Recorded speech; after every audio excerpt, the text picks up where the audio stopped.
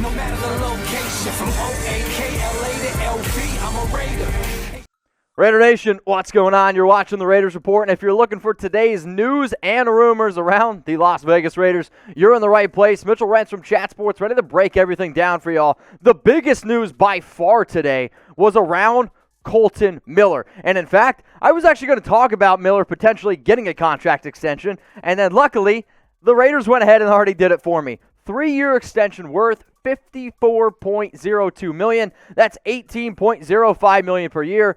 $42.6 million guaranteed. This deal, it goes all the way through 2025, so Kolton Miller is going to be a free agent in 2026. A lot of people were asking me, Mitch, what the heck is the number that Kolton Miller's tweeting out, his agency's tweeting out, the $68.7 mil. The $68.7 mil is this. You got the $54 million for the contract extension, the $4-something million he would have made this year, and then his fifth-year option. Remember, it's including the fifth-year option. That's worth about $10.8 million. You put all those numbers together, it's $68.7 million. And yes, Kolton Miller, man, he got paid. So again, you're looking at this guy. He's 6'8", 325 pounds. When he first came out of UCLA, that first year, he struggled. He allowed 14 sacks. Now, I'll also say this.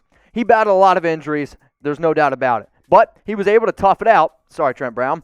And he was able to stick on the football field. His sophomore year, he allowed 8 sacks. The biggest reason why the Raiders made him the 5th highest paid left tackle in the National Football League is this. Upside. He allowed only 2 sacks this past year. He did unfortunately miss 2 games, but he is one of the toughest SOBs out there. He is extremely athletic. John Gruden actually said that he's one of the most athletic people that he has ever seen on the football field. And if you're going for sheer upside, Kolton Miller, if he can really pan out and he can actually go to be one of the best left tackles in football, then this is going to be a slam dunk deal. If Kolton Miller stays exactly where he's at right now, then it's not going to be a very good deal. No disrespect to Miller. He's a really good left tackle. But according to the Pro Football Focus last year, he was the 34th best tackle. And I don't even know if he's a top 10 left tackle right now. But if you were to tell me down the road, could Kolton Miller, if he continues to get better and better and better as he has shown, could he be a top left tackle? Absolutely. And if he is a top 10 left tackle over the next 5 years, I'm telling you what, right now, it's going to be an absolute 90 or 95 higher in terms of a grade. But what I want you guys to do, this show is about the nation. Go down in the comments section right now. I want you to rate the Kolton Miller extension 1 all the way to 100. So now we're going to get into the next story here. It's around Chirstian Darrisaw, and are the Raiders going to pick him at number 17? I'm going to give this one Chucky head. I'm going to say it's a small shred of truth.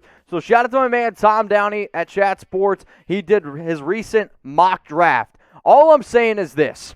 The reason why it's one Chucky head is simple. It's really hard to be able to predict one exact player at a certain pick. I mean, it's extremely tough. Are the Raiders interested in Chirstian Darrisaw? Absolutely. Would he be a great fit on this offensive line? Absolutely. But in terms of being able to predict which one player can go to the Raiders at 17, that's one Chucky head. That's a percentage from 1 to 25%.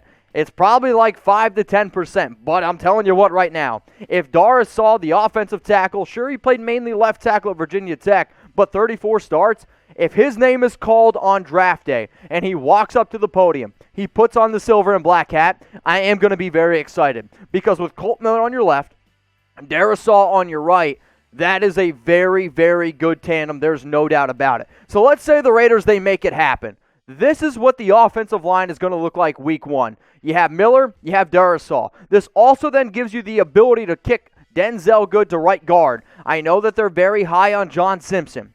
But if the Raiders want to be a truly successful football team and really dominate up front, I still believe that Denzel Good is the better option over the 4th-round rookie from Clemson.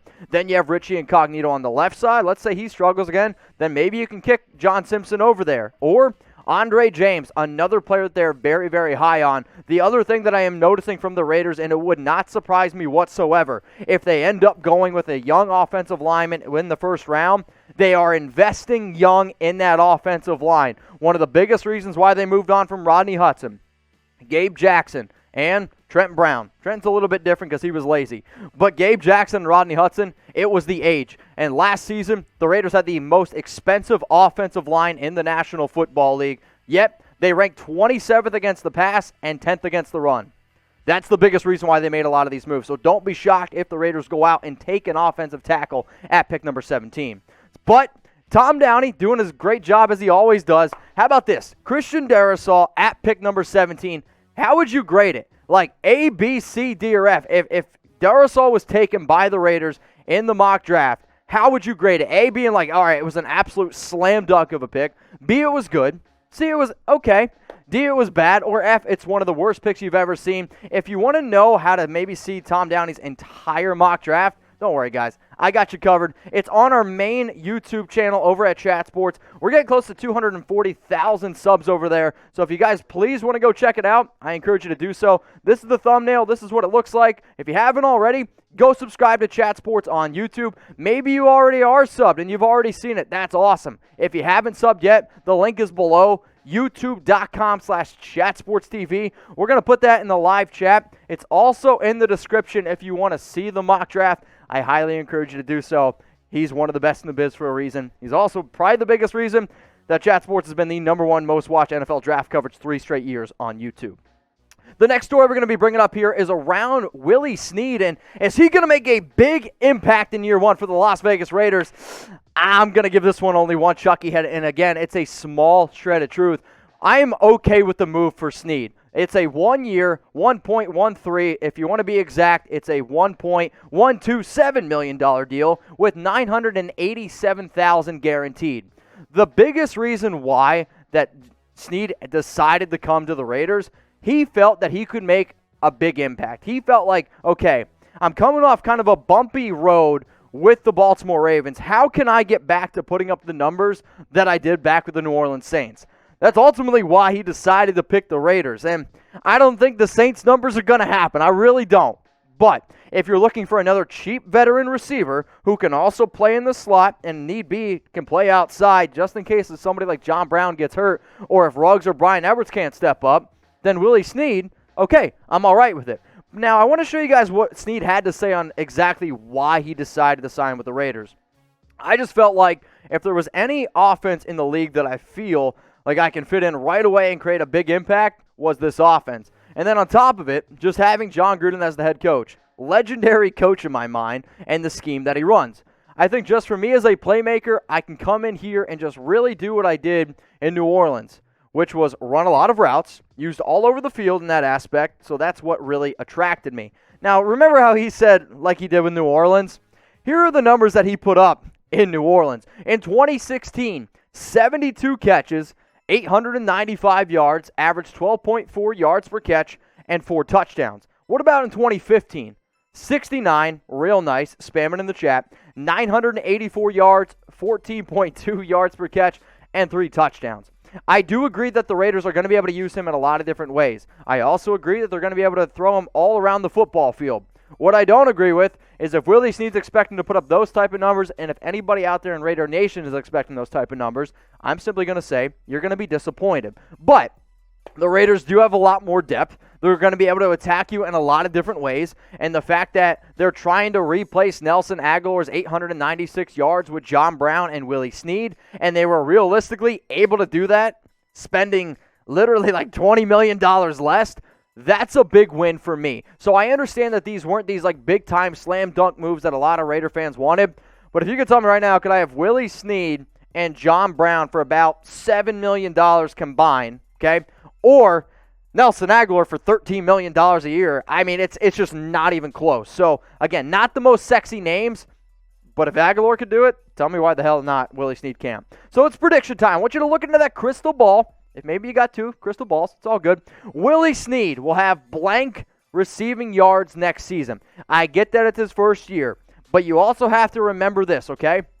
That he's going to have to deal with Darren Waller. He's going to have to deal with Josh Jacobs. He's going to have to deal with Renfro, Zay Jones, who they gave a raise to, Henry Ruggs, Brian Edwards. Like, it's going to be so hard predicting how many yards these guys are going to have, which is exactly why I'm asking for help here. My prediction in terms of Willie Snead, I mean, some of y'all are like, wow, that's kind of a low number. I'm going to go 311 yards. Basically, the reason why I came up with this number, the 5th receiver for the Raiders over the last 3-4 seasons with Derek Carr has kind of been around this number here. 311 yards. I think he's going to be the 5th most targeted receiver, 5th most targeted player on this team, behind guys like Hunter Renfrow, behind guys like Brian Edwards, Henry Ruggs, Darren Waller, and I feel like I'm missing a name there, and John Brown. If he can maybe get to 311, that's great. If he gets over that, though, I'm going to tell you this. I might be a little bit worried because I think that actually means somebody ultimately did get hurt. It's a pretty big day here because it's NFL Pro Day, and I'll tell you what, anytime I have a chance to watch some of these players, I'm 100% for it, and I know this. Mike Mayock, man, this is right up his alley. So what I want to be able to do on today's episode of the Raiders Report is really break down the pro days that are going on right now and which players that y'all need to be looking out for. So here's some of the pro days. You got Alabama. I mean, I don't really need to tell you why Alabama's an important team to watch, right? East Carolina, Florida Atlantic, Louisville, and North Carolina State. Now, the players that you're about to see up here are the players that I'm telling everybody from Raider Nation to go out and look at. Now, you're not going to see somebody like Devonta Smith. Sorry, he's not going to fall to the Raiders. You're not going to see Jalen Waddle because they're also not working out. You're not going to see Mac Jones. You're not going to see Najee Harris. Why? I don't anticipate the Raiders drafting those guys. So I want you all to watch a player like Christian Barmore, see how he does, because he's the top DT in the draft. Raiders could easily take him at 18. Alex Leatherwood, if you don't take a tackle in round 1, definitely an option sitting there at pick 48.